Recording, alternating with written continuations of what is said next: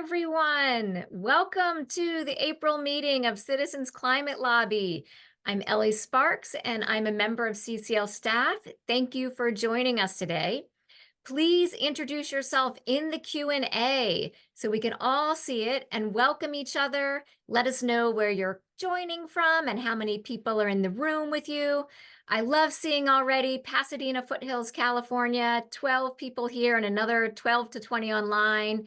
We've got Toronto, Ontario with a dozen or so members. So keep populating the Q&A and let us know how many are in the room and where are you calling from. And also use the link in the chat to log your attendance today so we officially know you're here. I'm going to give a shout out to our newly active chapters this month who might be with us on the call. We have new chapters in Blue Hill, Hannock County, Maine, Salem, Kaiser, Oregon, Muskingum Valley, Ohio, Volusia County, Florida, and Buffalo, New York. We also have international chapters in Monrovia, Tel Aviv, Cairo, and 3 in Nigeria who hosted kickoff workshops. Welcome to everyone. And now we'll get started. So we're in the month of April, which is Earth Month, and that means a whole lot more people than usual are paying attention to the state of our environment, the state of our climate this month. We have some big plans to take advantage of that. You might have seen we set a goal to have 25,000 climate conversations across the country this month. We're doing this to break the silence about climate change and pave the way for more action. So on today's call, we're going to hear from a guest speaker, Ernesto Alcantar, from our partner, Potential Energy, about the most effective way to talk to people about climate change. We'll hear an encouraging message from climate communicator Katharine Hayhoe, and then we'll walk through new resources we have available to help you have your climate conversations. Now, before all of that, let's celebrate some of our recent successes. Please share any CCL personal wins or chapter successes in the Q&A so they're visible to everyone. And I'll ask Flannery to read some of those comments after I share our national highlights. A few weeks ago, we had our Conservative Climate Leadership Conference and Lobby Day in DC. This is an annual event we host specifically for our right of center volunteers to have a chance to connect with each other and meet with Republican offices about climate policy. This year, our Conservative Lobby Day attendees had 47 meetings on Capitol Hill. Here are a few photos from that day. And we already saw some exciting movement from those meetings. Immediately after our volunteers met with the office of Senator Pete Ricketts, a Republican senator from Nebraska, he signed on to the Increased TSP Access Act as a co-sponsor. Now, the last picture is the lobby team that met with Ricketts' office, so we're already seeing some evidence of our impact on the Hill. Another national update is that we've been visiting congressional offices off Capitol Hill. Chapters have been doing drop-offs of climate materials in local district offices around the country. Now, here are a few photos from those. Here are some of our Washington volunteers visiting the district office for their representative, and they delivered 20 personal letters of concern about climate change from the members of Yakima and Tri-City CCL chapters. And we've got a picture of our Bozeman, Montana volunteers dropping off constituent letters and a packet of published media to their senator's aide. If your chapter has stories or photos you would like to share for your spring drop-offs, please send those to marketing@citizensclimate.org. One other piece of news this month is that the House of Representatives voted on a resolution against carbon pricing. We have seen these types of resolutions come up before, and this one did pass, which is disappointing, but it passed with less support than ever before. So take a look at this chart from Dana Nuccitelli, CCL's research coordinator. He crunched the numbers for us, and it's clear that support for this type of resolution continues to wane. Each time this has come to the floor of the House, fewer representatives have stepped up to co-sponsor, and it has passed with a slimmer and slimmer margin. We can attribute that change to your hard work educating Congress and your communities about the benefits of carbon pricing, and we'll keep going. And finally, I want to say thank you to everyone for your support for our March fundraiser. We hit not only our original goal of $10,000 in new monthly donations, but also our stretch goal of $11,000 in new monthly donations. Your support makes it possible for us to train and better support so many more citizen climate advocates like all of you on this call, so we can move Congress faster towards the big solutions we need. Now, Flannery, what local highlights and successes are folks sharing in the chat? So many, lots of wonderful things happening out there. Okay, so we have Gladdy saying they had their first LTE published in the Globe and Mail in Toronto. The Raritan Valley chapter in New Jersey says that their chapter members have had 3 LTEs published this month already. David is mentioning that the Mountain West Regional Conference was terrific. We've had quite a few regional conferences in the last few weekends, so those have been wonderful. Steve says 4 of us had a good discussion with an aide to Representative Mike Turner, so that's their local representative, and delivered 99 letters from constituents urging him to take climate action. So that was their local drop-off. That sounds great. Lorain County, Ohio says that they also dropped off endorsement letters and other materials to 2 of their representatives in their district offices. Al says members of our youth action team in Novato, California, sorry if I'm mispronouncing that, succeeded in getting a school district electrification resolution passed in their school district. So that's exciting. Also, shout out to CCL Cincinnati. They had an electrification resolution passed as well. Luke mentioned they have a new chapter in Florida, and they had their first in-person meeting a few weeks ago. And Alex in Montana says, very proud of our volunteer Steve Rast, who lobbied in DC for the first time as part of the Conservative Climate Leadership Conference and Lobby Day. And he has since gotten 2 op-eds published about that lobbying in Montana newspapers. So lots of wonderful stuff happening out there in the field. Oh, awesome. Thank you so much, Flannery. All right, so now on to our guest speaker.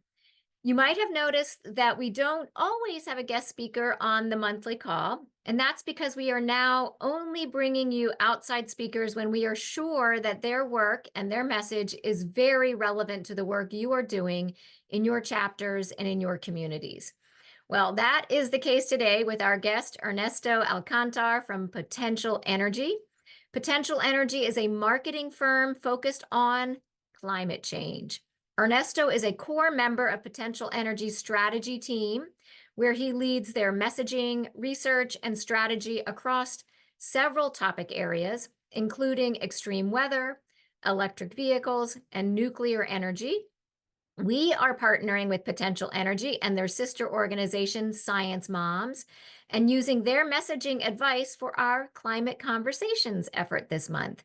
Ernesto, thank you for joining us today, and I will turn it over to you. Thank you so much for the introduction. Really excited to dig in here. Yeah, so my name is Ernesto, and I am calling in from New York City, but I am from Ventura, California. I see a couple folks in the chat also from California, so just wanted to give a quick shout out there. And yeah, really excited to give our organization's greatest tips, insights, and recommendations on how to talk to other people about climate change. So without further ado, I'll go ahead and share my screen and get started. All right, can everyone see? Hoping I can get, yes, great, awesome. All right, let's go ahead and get started. So yeah, just want to give a quick overview of the kind of research that we do at Potential Energy Coalition. So we range from a number of different types of quantitative and qualitative research. The reason why I am qualified to come up here and give you all these insights and recommendations is because we have a wealth of research to back our recommendations. We've served over 3 billion ads throughout the US and have gone on the back end and measured in a really statistically rigorous way what works, what kinds of concepts work with different audiences, and we're constantly engaging with our audiences. We host a number of different focus groups and have thousands of hours at this point talking to everyday people, and figuring out the best ways to communicate climate change and educate folks about the importance of it and the urgency surrounding it. So, without further ado, let's go ahead and talk about how climate change has a communications problem. So, the key principle for any effective communication is to really meet people where they are. And to be effective with climate change, we really need to recognize that most citizens don't know too much. From our research, we see that a lot of the conversation is still surrounding plastics, right? When we talk to people in our focus groups, a lot of people think the number one solution to climate change is still reducing, reusing, and recycling. Now, we know that's important for our environment, but we also know that the problem is bigger than that. There's carbon pollution in the atmosphere, but most folks today don't necessarily see that framing as kind of the overall picture. Further than that, there's still less than a quarter that think there's a scientific consensus on climate change. So there's still a lot of doubts in the air, and we need to create communications that really meet people where they are from a knowledge standpoint.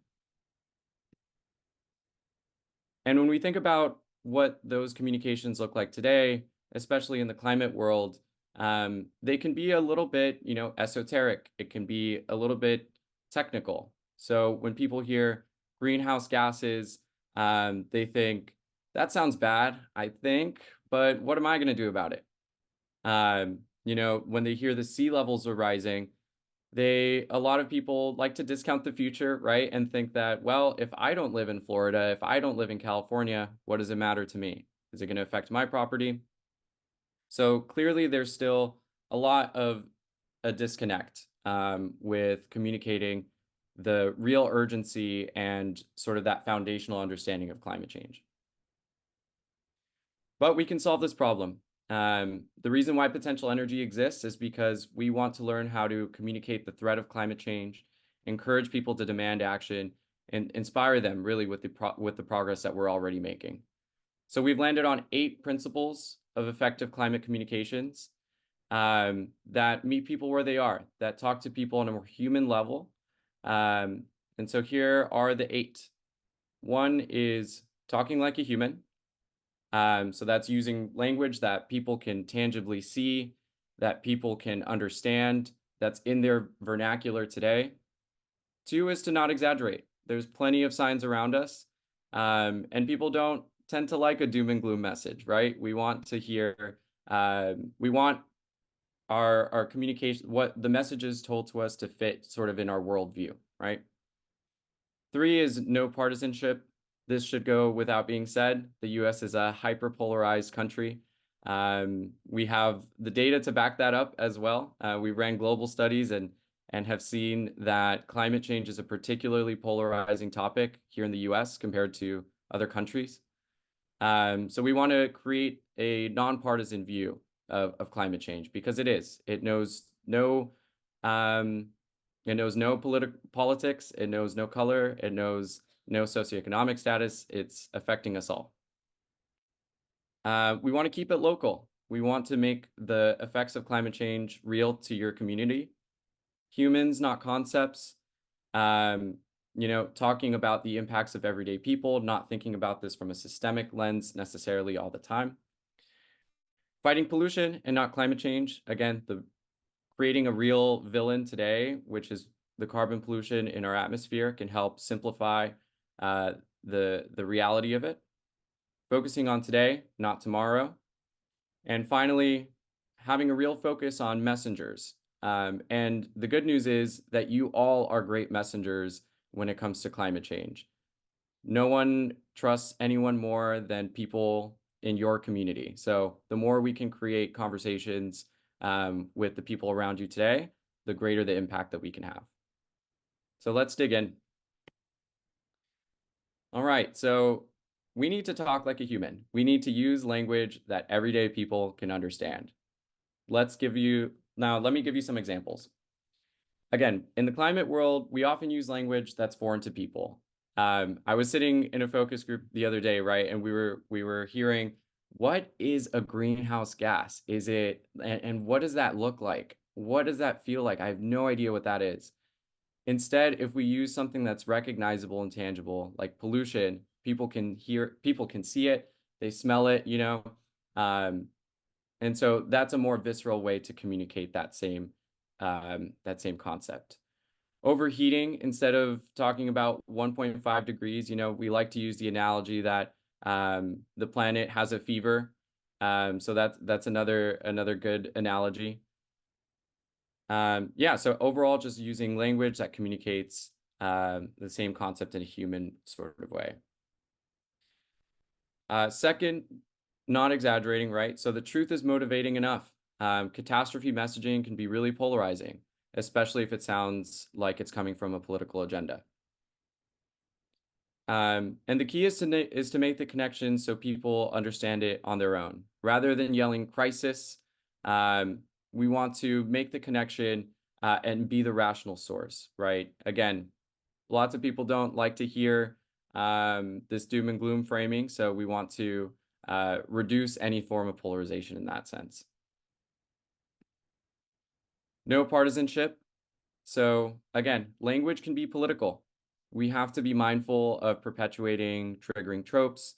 And today we can see some examples of some inherently narrow language, right? So when we hear the phrase saving the planet, that tends to tie to a more traditional view of the environmentalist movement instead of having a broader appeal.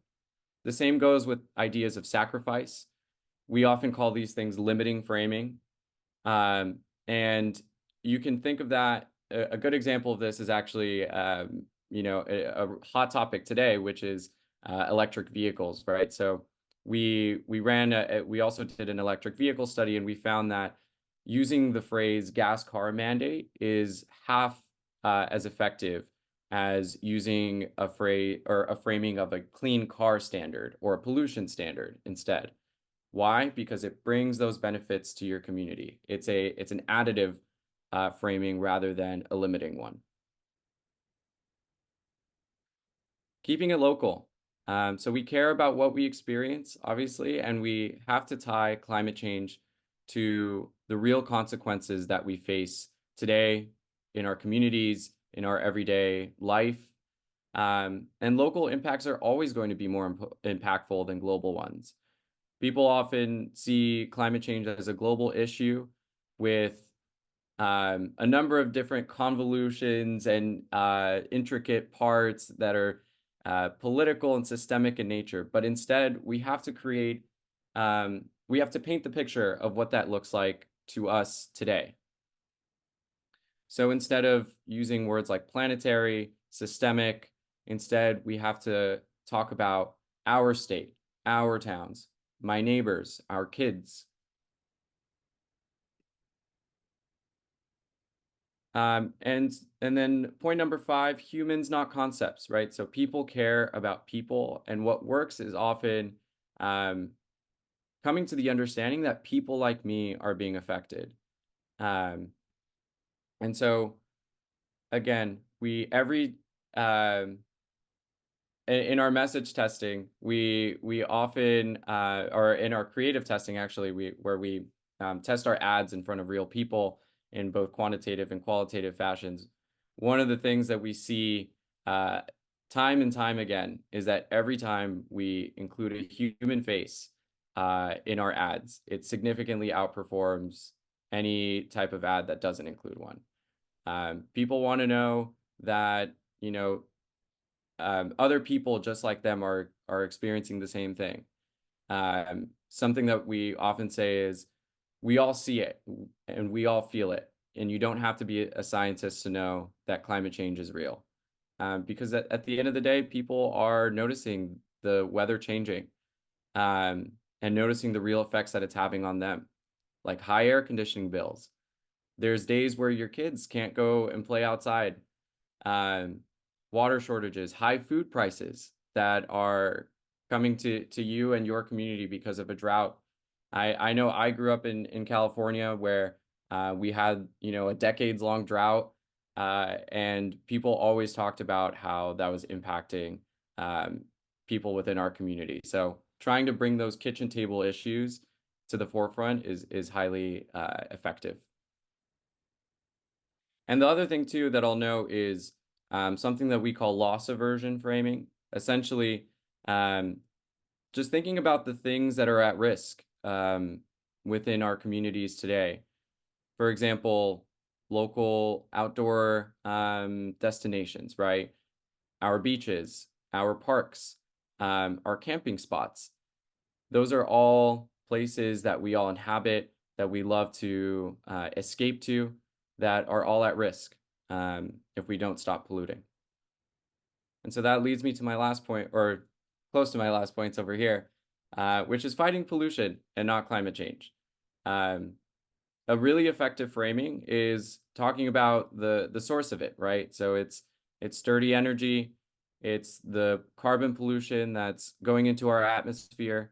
We our CEO John Marshall has a great TED talk on this, where we like to imagine climate change as being fueled by a pollution blanket, where this pollution blanket is causing heat to be trapped within our atmosphere and causes all of the changes that we see with extreme weather and all the downstream effects to our environment. And so this analogy of a pollution blanket is actually quite effective for everyday people. And we see this in our data, right? So when we test ads and messages that try to hold polluters accountable, we see that we raise support for immediate action on climate by nearly 9 percentage points, which is a quite of a significant lift in support. So we try to always tie it back to pollution whenever we can. Focusing on today, so yeah, the future is easy to ignore, and what's happening now matters now. If you want to motivate people, we have to choose specific, concrete examples and solutions. And we want to talk about what the goals that we can achieve from a today standpoint as well. We often hear these lofty goals projected out into the future, like we have a net zero target to hit by 2040. But instead, if we try to bring that into more incremental steps, for example, if we reduce pollution by 10% every year, we can make a better world for our kids. Trying to evoke this sense of urgency today, that action today matters, and that the impacts today are at stake. And so this is a data heavy slide here, but just wanted to talk a little bit about one of the messages that resonated the most worldwide. So we did a global study with over 20 countries and tried to figure out what is the singular message that can unite people in demanding climate action. And the number one message that we tested was this idea about generational urgency, about protecting our kids, and that later is too late to take action. This message was the number one message across every single country that we tested it in. And it beat out a lot of the messages that we hear today, right? About evoking climate progress, about talking about solutions, right? We know the solutions are in front of us, but we have to contextualize it in what is at stake. Finally, messengers make the message. So like I said earlier, people will only trust a message to the extent that they trust the messenger. And the great news is that you all are extremely qualified to be messengers to your friends, your loved ones, your community members.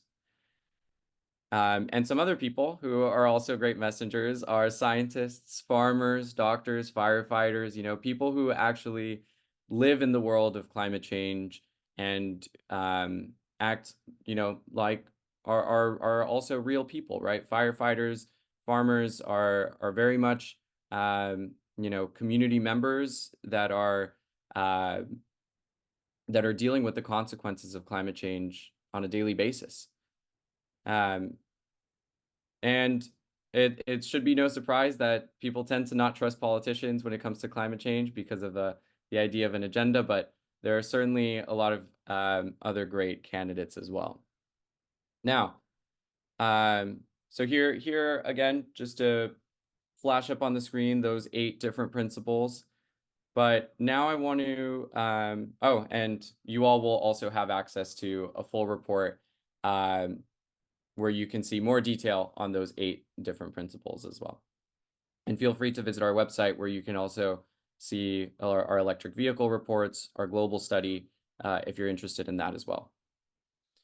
Now, I want to switch gears with our last couple minutes here just to talk about Science Moms. So Science Moms, like we mentioned, is our biggest campaign, which talks to suburban women in North Carolina, Pennsylvania, Georgia, Wisconsin, Arizona, and Michigan. And we wanted to think of some ways to talk about climate change and use the lessons that we learned from those 8 guiding principles and apply it to a campaign. And so one of the things that we've learned with our Science Moms campaign is leading with feelings. It was actually funny the other day. I was sitting in a focus group and with some women in Michigan, and unprompted, someone brought up Science Moms, which was obviously a joy to us. But they mentioned how the thing that they loved the most about Science Moms was that the language always led with the heart instead of leading with the mind. And I always think about how that messaging sometimes is missing with regards to climate change. We have to think about our loved ones and the things that we're trying to protect with climate change. So leading with feelings can really connect there. But switching from, the right brain to the left brain, you also have to have the facts to be an effective communicator on this. And so some of the things that we have found to be really resonating is thinking about, scientific consensus. So over 99% of scientists do in fact agree on the basic facts about climate change, that it's here, that it's man-made, and that we're running out of time to fix it. And then also talking about extreme weather, right? So the heat trapped by pollution often makes disasters like heat waves, wildfires, storms, and floods more severe and happen more often. It's constantly in the news. People notice it, people talk about it. So that's also a great conversation starter. And then the last thing that I'll bring up here to close it out is Science Moms also has a 3-point framework or a to-do list for our moms on what we can do. And this applies to anyone really, about what we can do on climate change. One is swapping what you can to electric, right? We know that not everyone's in the market for an electric vehicle, or not everyone's in the market to switch their car, but there's a lot of other steps that you can take, right? So small things like switching your leaf blower from a gas to an electric one. There's great tax incentives now around heat pumps. So to the extent that that's an option is also good. But perhaps the most powerful tool, and one that we've been celebrating on this call, really is your voice. So it all starts with conversations with those around you, your friends, your loved ones, other people in your neighborhood. And also the last point here, which is speaking up. So talking to your public officials to support regulations and administrative decisions. In your town hall meetings, speaking up to your public officials as well, that climate change is an urgent issue and that it's important.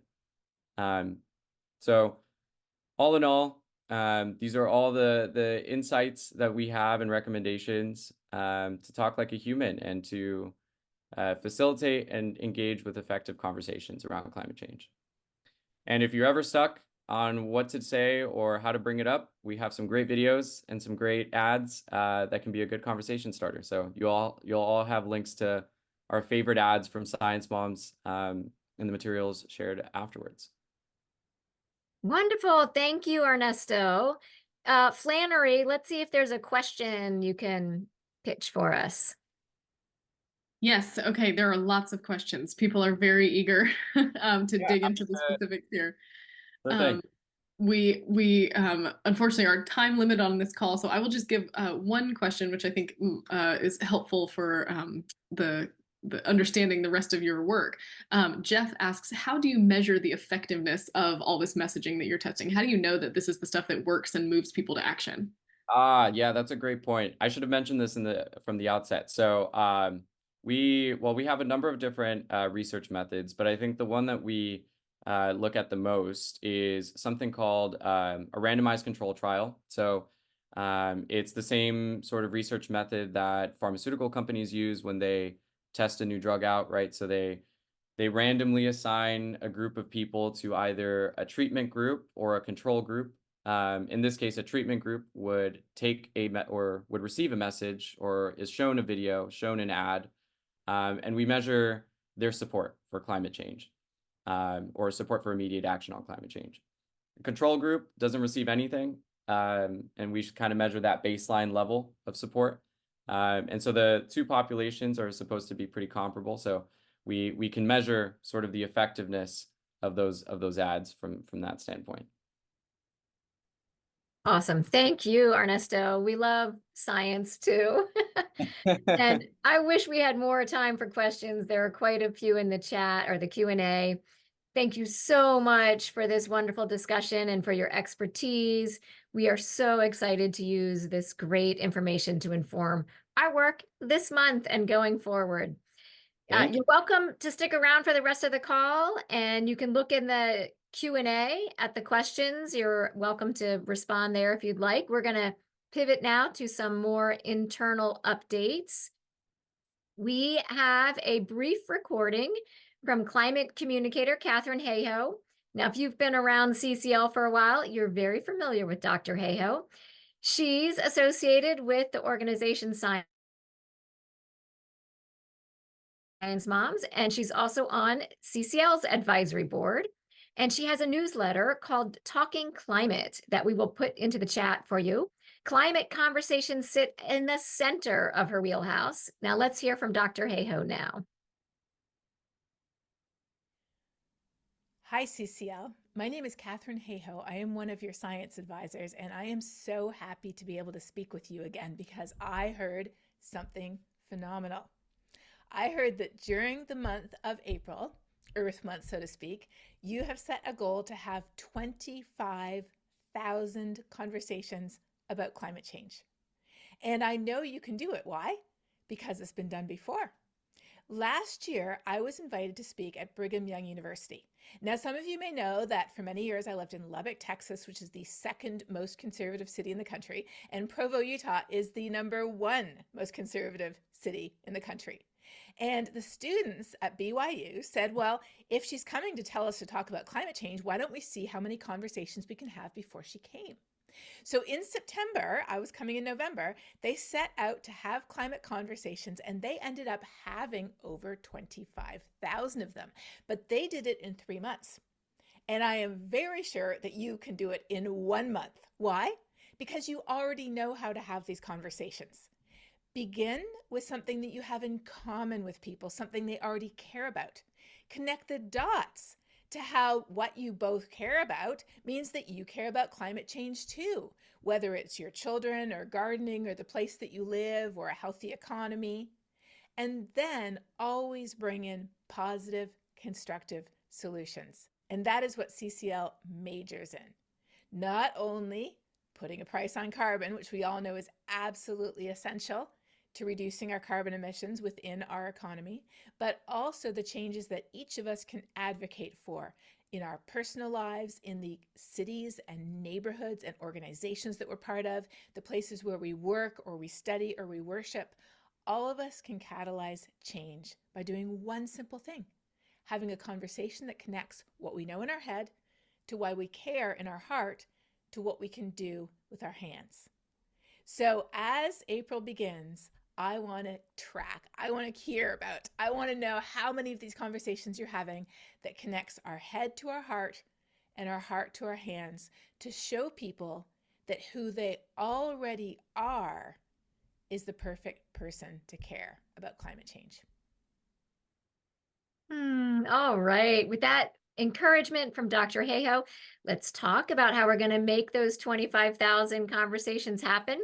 We have a clip now from Brett about new resources we've created to help you with those 25,000 climate conversations. Develop that guidance to develop 2 resources that are specific to your engagement with tabling and outreach, a new branded trifold display and 1-sheeter to support volunteers in their climate conversations. So let's talk through each. First, we've got the 1-sheeter. The graphics at the top of this 1-pager give a quick reminder at a glance of the steps that Dr. Hayhoe just reminded us in her video. She's asking us to connect why we care in our heart with what we know in our head, with what we can do with our hands. Below the graphics are some great examples of what someone might say at each step. Potential Energy has found that globally, the sentiment of protect the planet for future generations resonates more broadly than any other sentiment, including across political divides in the United States. So the suggested conversation opener is to share your concern about future generations and ask how your conversation partner feels. Then you can include impacts that you're seeing in your own local community or a fact, such as highlighting that the world right now is heating up to 50 times faster than it has at any time in history. Finally, we want to integrate solutions and not leave people hanging, feeling in that doom and gloom spiral, but realizing that they can be engaged in putting solutions to work in their own lives. And so we emphasize that our own elected officials hold the key to solutions, and we need them to speak up and get them to act. At the bottom of the 1-pager are also some really helpful tips and a reminder on how to log your conversation. We also have this great tabling trifold that we put together. It basically has 3 panels. The first panel is highlighting in the clear and concise way the urgency of the problem that we face. It begins by saying 2023 was the hottest year on record, and there's a good chance that 2024 will beat it. Below that is an inspirational quote from Dr. Hayhoe, and then it briefly describes 4 of the climate impacts that we're witnessing in our communities around the country. We then have in the middle panel a chance to focus on encouraging people to get involved with CCL, and you can also choose to print out your own photos locally to replace the ones that we've provided in this handout. That last panel is also built on the messaging guidance from our partners that really frames the problem of carbon pollution and highlights clean energy as a solution, but not in a way that describes it as an upgrade, but in a way actually that describes it as an upgrade rather than focusing on it from a scarcity-based model. Lastly, what I'd also like to highlight, these are, I think, proving to be the most popular resource so far, is stickers. If you want to hand these out at your table or engage with any of your other conversations, you can check these out. We've got them live on our Zazzle store. We also have them available as downloaded ping files, so you can print them out at your own favorite sticker place. You name it, we think you're going to love them. Big shout out to marketing for putting together some of these great engaging images. And you might be asking, well, what does this look like on social? How can we amplify and bring other people in our communities, especially online, into this campaign? What we want to recommend are 3 areas. Number 1, share our own social media posts. CCL's already been engaging across our platforms, and especially using this tag, Talk About Climate, hashtag Talk About Climate. We also want to encourage you to share your photos from any of the conversations you're having, with permission, obviously, with your conversational partner or with your tabling event in action. And again, using that hashtag Talk About Climate. And then lastly, we have a big series leading up to Earth Day, April 22nd, with posts that are going to be sharing our progress and updating the larger community. So be sure in your sharing to make those posts or send them to marketing@citizensclimate.org by, and actually well ahead of April 22nd, ideally, so that we can make sure to share you and your team in action. So again, Talk About Climate, share CCL's social posts, and use that hashtag for your own sharing as well. All right. So all of those materials will help you with your 25,000 climate conversations. If you want a deeper dive, you can watch Brett and Leslie's full training from April 4th, and we'll put the link to that in the chat for you. You can also check out a communication exercise on our April action sheet, which will help you practice having a climate conversation. Now, since today is April 13th, we are actually well on our way to hitting that goal of 25,000 conversations. If you have been having climate conversations already, please use the Q&A feature to tell us about your conversations. Where have you had them? Who have you talked to? How have the conversations gone? And while you share some of your stories in the Q&A, I'm going to share some data with you.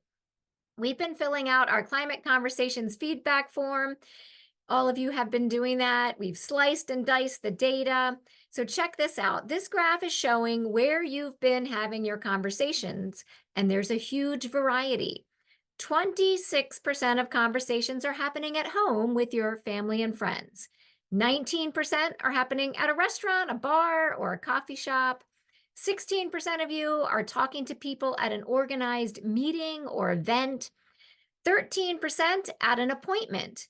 10% on a walk or drive or a shared activity, 9% on Zoom or over the phone, and 8% during chance encounters in your community. So wonderful. Now, Flan, what are you seeing folks sharing in the Q&A about where they're having conversations?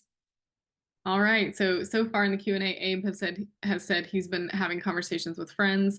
And I can also share that I've heard from some of that data that came from that feedback form. So people are getting really, really creative with where they're chatting with folks. We heard of one person who was on the phone with their insurance agent, just dealing with a normal kind of life administrative task. And then at the end, the insurance agent asked, "Is there anything else I can help you with today?" And they said, "Well, you know what? I'm curious about your thoughts on climate change." So they had a conversation there. Another person was donating blood, and the person that was the nurse was talking about the weather and commenting on the weather and how warm it was that day. And so that led naturally into a climate conversation. We've got a couple more coming in here. Alex in Montana says, had a great conversation with a VP of a local mining operation and talking about climate change. And Alex says this person is considering writing a trusted messenger letter for us to bring to DC in June. John says plumbers, the barber, my neighbors, and lots more stories coming in here in the chat. Leslie says with 10 friends from my church. Jean says while my car's oil was getting changed. So this is exactly the idea, weaving it into your everyday lives. Oh my gosh, I love hearing all of that. All right, so let's keep the momentum up in the second half of April. Next weekend will be a really big weekend with many chapters tabling out at Earth Day events. So get ready to make a splash and get us to that goal of 25,000 conversations. Be ready with your materials, plan to post on social media with the hashtag #TalkAboutClimate, and log all of your conversations in the tracker at cclusa.org/conversations. Okay, the other big thing coming up is our summer conference and lobby day in DC. Registration is now open for this event, which will be June 8 through 11. This is our biggest annual event, and everyone is invited to attend. Now, there we all are last year on our group photo on the steps of the Capitol building. If you have never been to one of our lobby days in DC, here's what to expect. In a single day, over 1,000 CCLers from around the country hold hundreds of respectful and productive meetings with Congress. Experienced volunteers arrange your lobby meetings. Your state coordinators and regional directors pair you with a supportive lobby team. And at the conference, CCL staff train you to lobby. For those of you who have attended our conference and lobby day before, we have a few new elements to look forward to this year. We are hosting our first ever student summit for young climate leaders. We're also offering some new activities, including postcarding voters and a chance to get out and about in DC to have more climate conversations. Also, for all of you who enjoyed Ernesto's presentation today, make a note that Potential Energy will be presenting at our summer conference. So if you want to hear more about Potential Energy's work and their guidance, plan to join us in June. Also, this year, we're asking all chapters to plan to bring one letter from a trusted messenger to their member of Congress and deliver the letter in their June lobby meeting. Your liaison and other chapter members likely know community leaders who are trusted messengers to their members of Congress, local elected officials, large local employers, CEOs, and business owners are often trusted messengers. There will be a CCU on April 18th on how to generate this letter, which will help take your lobby meeting to the next level. Now go to cclusa.org/summer to register or apply for our inclusion or conservative scholarships if those are a fit for you. Again, that event is June 8th through the 11th in Washington, D.C., and we would love to see you there. All right, so thank you again to Ernesto from Potential Energy for all of his insights today, and thank you all for being here for this month's meeting. We'll say goodbye now with CCL TV, and we'll see you next on May 11th. Next month's call will be a takeover by CCL youth volunteers, so be sure to tune in to that. Thank you for listening to this episode of Citizens Climate Lobby's training program. You can tune into more episodes anywhere podcasts are available. Inspired by what you heard today? Join Citizens Climate Lobby to advocate for bipartisan climate solutions. Go to community.citizensclimate.org to find more trainings, resources, your local chapter, national action teams, discussion forums, and more. Be sure to like our Facebook page and follow us on Twitter and Instagram @CitizensClimate. We also invite all of our listeners to subscribe to our YouTube channel for more inspiration. Like what you hear? Recommend us to your friends and make sure to give us a 5-star rating. It helps us show up on other listeners' feeds. Feel free to pass on any suggestions for future episodes in the comments as well. And together, we are creating the political will for a livable world.